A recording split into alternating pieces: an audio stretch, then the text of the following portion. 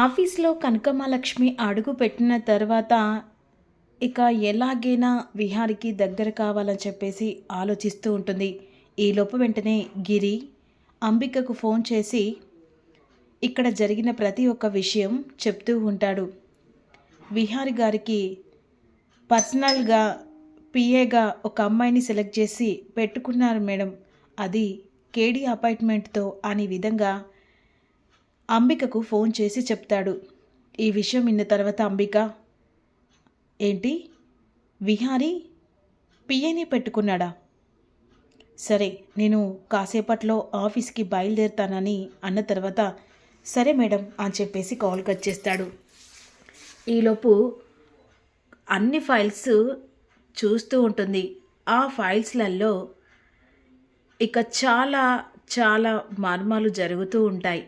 విహాన్ని నమ్మించి గొంతు కోయడానికి అంబిక చాలా మర్మం చేస్తూ ఉంటుంది. ఈలోపు వెంటనే ఫైల్స్ అన్ని చూసిన తర్వాత విహారి క్యాబిన్ దగ్గరికి కనకమహాలక్ష్మి ఫైల్స్ తీసుకొని వెళ్తుంది. సార్, ఒక ఇంపార్టెంట్ విషయం మాట్లాడాలి. ఏంటి? ఏం లేదు సార్, ఎన్ని ఫైల్స్లలో చాలా మిస్టేక్ ఉంది. కౌంటింగ్స్లలో కూడా అసలు లెక్కలు కూడా దేనికి పొంతన లేకుండా ఉన్నాయి సార్. ఒక్కసారి మీరు చూస్తే దాన్ని బట్టి ఏం చేయాలో అది చేస్తాను సార్ అని అన్న తర్వాత, సరే ఒకసారి ఆ ఫైల్ గురించి ఎక్స్ప్లెయిన్ చేయని విహారి కూర్చున్న దగ్గరికి వెళ్తుంది కనకమహాలక్ష్మి ఫైల్స్ తీసుకొని. ఇక విహారి అటు తిరిగి ఇటు తిరిగేసరికి వెంటనే లక్ష్మి కాలు విహారి కాలుకు తగిలేస్తుంది. ఫైల్స్ అన్నీ ఎక్కడో ఎగిరి పడతాయి. విహారి అలాగే కూర్చుంటాడు. విహారి ఒళ్ళో కనకమహాలక్ష్మి పడిపోతుంది. అలా పడిపోయేసరికి ఒకరికొకరు అలా చూసుకుంటూ ఇక్కడ విహారి ఒక్కసారిగా తనని అలాగే చూస్తూ ఉండిపోతాడు. ఇక లే అని చెప్పేసరికి కనకమహాలక్ష్మి లేసి, సారీ సార్, ఇలా కాలు స్లిప్ అయింది, మీ కాలుకు తగిలి నేను అలా పడిపోయాను సార్. పర్లేదులే, కావాలని ఏది ఉండదు కదా. సరే, నేను ఆఫీస్ ఫైల్స్ నేను చూస్తాలే, నువ్వు వెళ్ళని చెప్పేసి విహారి చెప్పేసరికి అక్కడ మహి అంటే లక్ష్మి వెళ్ళిపోతుంది. ఈలోపు అంబిక ఆఫీస్ దగ్గరికి వస్తుంది. ఆఫీస్లో అడుగు పెట్టిన తర్వాత నేరుగా క్యాబిన్ దగ్గరికి అంటే విహారి క్యాబిన్ దగ్గరికి వస్తుంది. ఏంటి విహారి, ఎవరో అమ్మాయిని పర్సనల్గా పిఏ పెట్టావట? అవునత్తయ్య. అంటే తను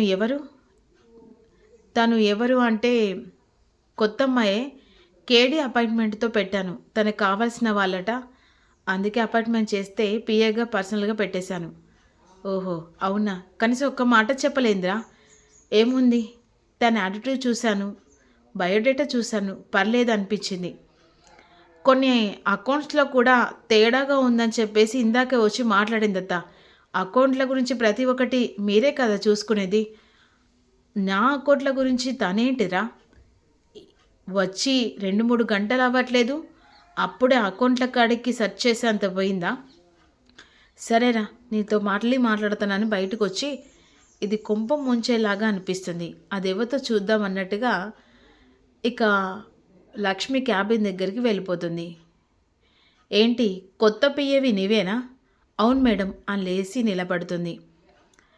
కొత్త పిఏవి విహారికి మాత్రమే పనిచేయి అలా అని చెప్పేసి కొన్ని చూస్తూ ఏం చూడనట్టుగా అలా వెళ్ళిపోతుంటే బాగుంటుంది అనుకుంటా.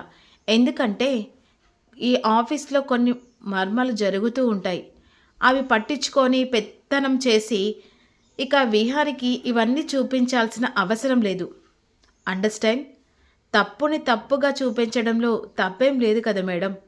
ఇందులో కొన్ని కాదు చాలా చాలా మిస్టేక్స్ ఉన్నాయి కాబట్టి సార్కి చెప్పాను, అందులో పొరపాటేముంది? నీ పేరేంటో? నా పేరు మహి మేడం. మహి, నీ వర్క్ ఏంటో చూసుకో. వచ్చానా, నౌకరు చేశానా, అంటే శాలరీ తీసుకున్నానా అన్నట్టుగానే న్యాయంగా వెళ్ళానేవనుకో, ఈసారి నీకు జాబ్ లేకుండా చేస్తాను. ఏంటి మేడం, బెదిరిస్తున్నారా? బెదిరింపులకు బెదిరిపోయే రకాదు కాదు ఈ మహి. వృత్తికి న్యాయానికి డబ్బుకు తీసుకున్న దానికైనా ఖచ్చితంగా ప్రతిఫలం చూపిస్తూనే ఉంటుంది. ఏంటి ఆఫీస్లో అడుగుపెట్టి 2 గంటలు కాలేదు, నాకే ఎదురు తిరిగి మాట్లాడతావా అని చెయ్యెత్తేసరికి, చూడండి మేడం, చెయ్యెత్తారని చెప్పేసి ఊరుకునే రకాదు కాదు మై. ఈ విషయాలు మీరు ఏదైనా నేరుగా మాట్లాడుకోవాలనుకుంటే విహారి సార్తో మాట్లాడుకోండి. అంతేకాని నా దగ్గరకు వచ్చి నన్ను వార్నింగ్ ఇచ్చినట్టుగా విహారి సార్కి చెప్తాను ఈ సంగతి అని బయటకు వచ్చేస్తుంది. ఎంత పొగతో మాట్లాడుతుంది. ఇది ఎన్నో రోజులు ఆఫీస్లో ఉంటే కనుక ఖచ్చితంగా నా బండారం బయట పెడుతుంది. దీన్ని ఎలాగైనా బయటికి పంపించే ప్రయత్నం చేయాలి అని అనుకుంటూ ఉంటుంది. ఈలోపు మాత్రం ఇక ఆఫీస్ వర్క్ అయిపోతుంది, ఇంటికి వెళ్తూ ఉంటుంది. ఈలోపు ఒక గుడి దగ్గర క్రిష్ కూర్చుంటాడు. చాలా బాధపడుతూ ఉంటాడు. అక్కడ ఆ అమ్మవారిని వేడుకుంటూ, ఎలాగైనా సరే మా అమ్మను కనిపించే మార్గం చూడు తల్లి. ఆ రోజు ఆంజనేయ స్వామి దగ్గరికి వెళ్ళి ముడుపు పెట్టొచ్చాను. ఇంతవరకు మా అమ్మ గురించి ఏ దేవుడు కూడా నాకు హెల్ప్ చేయట్లేదు అని బాధపడుతుండగా ఈలోపు కనకమాలక్ష్మి ఆటో బుక్ చేసుకొని వెళ్తూ ఉంటుంది. వెళ్తున్న విహాని గుడి దగ్గర చూస్తుంది. 1 నిమిషం బాబు అని చెప్పేసి ఆటోలో నుంచి డబ్బులు ఇచ్చి గుడి దగ్గరికి వస్తుంది. ఏంటి నాన్న అని చెప్పేసి ఈ విధంగా అనేసరికి, ఏం లేదంటే మీరిక్కడ, ఇలా వెళ్తూ వెళ్తూ నిన్ను చూసి ఆగిపోయాను. ఓ అవునా, ఏంటి అలా ఉన్నావు? ఓ మీ అమ్మ గురించా? చెప్పాను కదా, అమ్మ గురించి కన్నీళ్లు పెట్టుకోకూడదు. మీ అమ్మ ఎక్కడున్నా సరే నీ గురించి ఆలోచిస్తూ ఉంటుంది. ఇప్పుడు చెప్పన్నా, ఇక్కడున్నావు కదా, చెప్పలేం. నీ అమ్మ నీ పక్కనే ఉండి నీకు మంచిగా ధైర్యం చెప్తుందేమో. కళ్ళ నీళ్లు పెట్టుకొని ఏడవకు నాన్న అని చెప్పేసి ఇక క్రిష్ కన్నీళ్లు తుడుస్తూ తను బాధపడుతూ ఉంటుంది.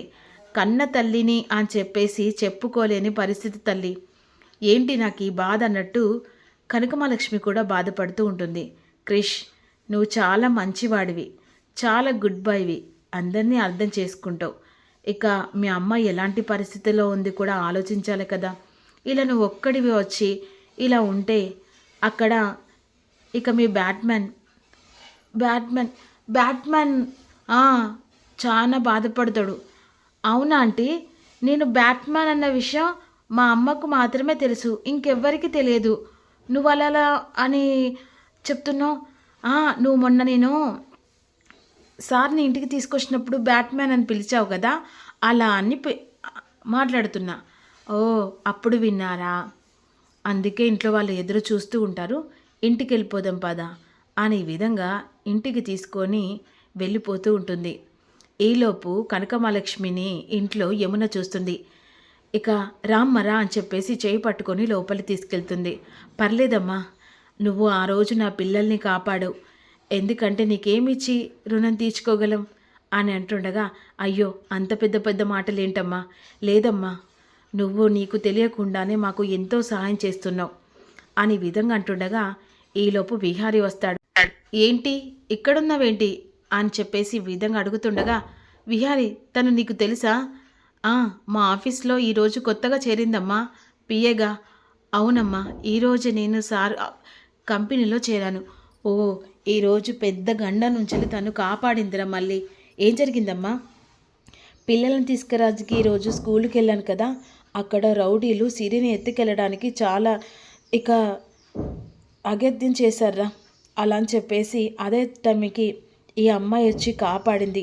పిల్లలతో పాటుగా నన్ను కూడా కాపాడిందిరా. ఆ రోజు నిన్ను కాపాడింది తనే. మరీ ఇంటికి తీసుకొని వచ్చింది రౌడీల దగ్గర నుంచి అని అంటుండగా, అనుకోకుండా తను మన ఇంటికి చాలా చాలా మేలు చేస్తుందిరా అనే విధంగా మహిని పొగుడుతూ ఉంటారు. ఇలాంటి వాళ్ళు కోటికో ఎక్కరో చోట ఉంటారని ఎంత నిదర్శనమో. తను కూడా ఇలా మనకు తెలియకుండానే మన కుటుంబానికి ఒక కవచంలా కాపాడుతుందిరా అనే విధంగా తనను పొగుడుతుండగా, ఏంటమ్మా అది కాపాడిందని ఒకే ఒక్క మాటతో దాన్ని మునిగ చెట్టెక్కిస్తున్నారేంటి అనే విధంగా సహస్ర పద్మాక్షితో అంటూ ఉంటుంది. అదే కదనే వీళ్ళ వీక్నెస్, పారాయి వాళ్ళను పొగడడం, ఇంట్లో వాళ్ళను అర్థం చేసుకోకపోవడం, అదే కదా వీళ్ళకు తెలిసింది. క్రిష్, ఇక నుంచి ఏడవకు. మీ అమ్మ ఎక్కడున్నా సరే నీ దగ్గరికి వస్తుంది, నిన్ను తీసుకొని వెళ్తుంది, సరేనా అని విధంగా అన్న తర్వాత సరే అని చెప్పేసి ఇక సరే నేను వెళ్ళొస్తా అని వెళ్తుండగా విహారీ వెనుక నుంచొని వస్తాడు. మహి అని చెప్పేసి అంటాడు. సార్ చెప్పండి సార్. అవును, నువ్వు ఎక్కడుంటున్నావు? నేనా సార్, నేను ఇప్పుడు సెటర్ కోసం అని చూస్తున్నాను సార్. అంటే నా ఫ్రెండ్ వాళ్ళ ఇంట్లో గెస్ట్లా ఉంటున్నాను. రూమ్ దొరికితే ఇక చూసుకొని వెళ్తాను సార్. అక్కడ ఇక్కడ ఎందుకు మహి, మా ఇంట్లో ఉండొచ్చు కదా అని విహారీ అడుగుతాడు.